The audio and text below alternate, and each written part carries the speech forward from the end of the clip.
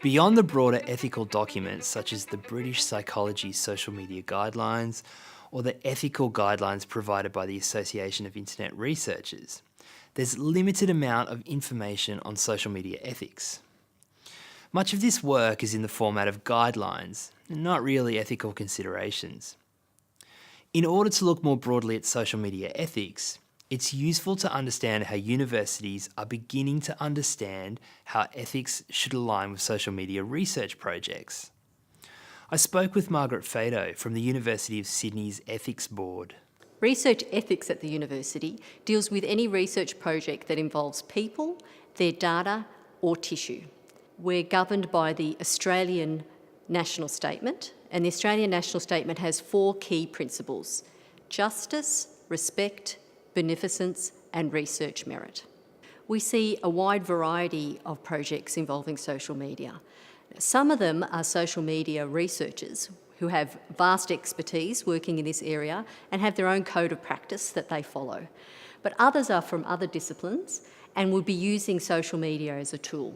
What you have to remember is that ethics committees aren't made up of experts in your field. So often they won't understand all of the types of media, social media that you're presenting.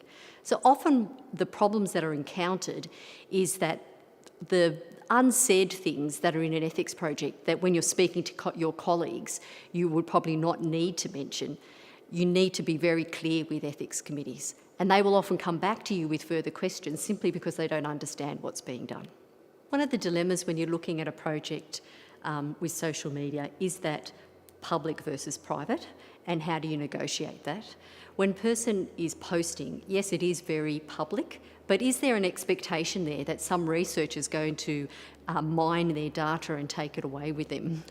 So the committee will obviously be weighing up the benefits of that research against the risks that this person is not aware of their data being taken. Sometimes the committee will be asking you to post reminders to those people to say, hey, we're doing this project, just be aware, so that people can then have a choice to either take part or not take part. But it really depends on the design of your study. The types of things that the committee would see as unethical or perhaps risks associated with the research would be around privacy as a first point. And often they don't understand exactly how the privacy is going to be protected of the individual, or even that whole notion of how it works in social media. The second thing that I've noticed is committees picking up on the creation of communities and managing that creation of the community.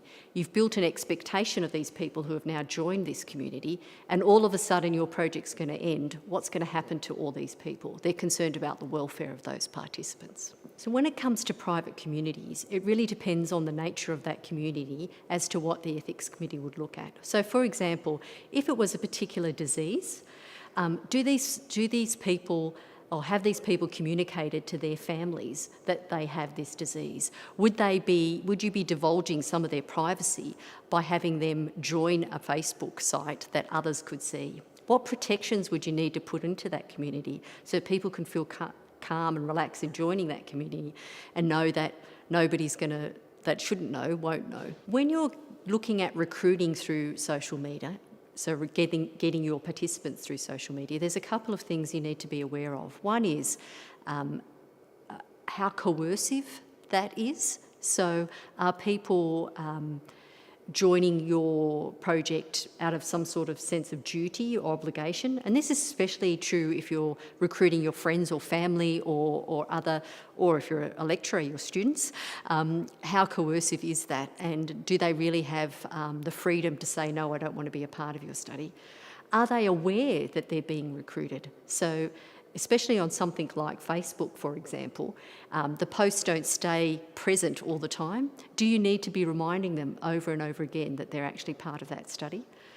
And are you joining a group as a member and then using that as a way to get to participants? You need to be quite honest as to why you're joining that group and be quite upfront about the fact that you're a researcher and you're joining it as a researcher, and give them the opportunity to say, yes, we're happy for you to come into this group or not. So when you're talking about participant information statements, you need to make sure that it's fit for purpose. So there's some examples where it would be totally inappropriate to get written consent from somebody. Maybe they're not literate, or maybe they're meant to be anonymous. So then in those circumstances, you wouldn't be using a participant information statement. Likewise with social media, you need to make sure that your statement is fit for purpose. What the committee will be most interested in is that people are giving fully informed consent. And that's what you need to address. It doesn't need to be in the same shape and form as your traditional, say, clinical trial participant information statement, but it needs to relay enough information so that people understand what's expected of them and what are the repercussions of joining that study. I would say most committee members wouldn't be aware of that theory of the distributed responsibility when it comes to social media research.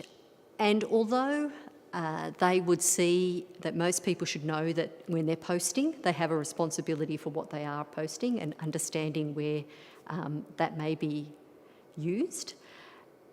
Their primary responsibility is to that participant. So I suspect they would favour the participant over the more general responsibility. That said, the onus is really on the researcher to present that argument.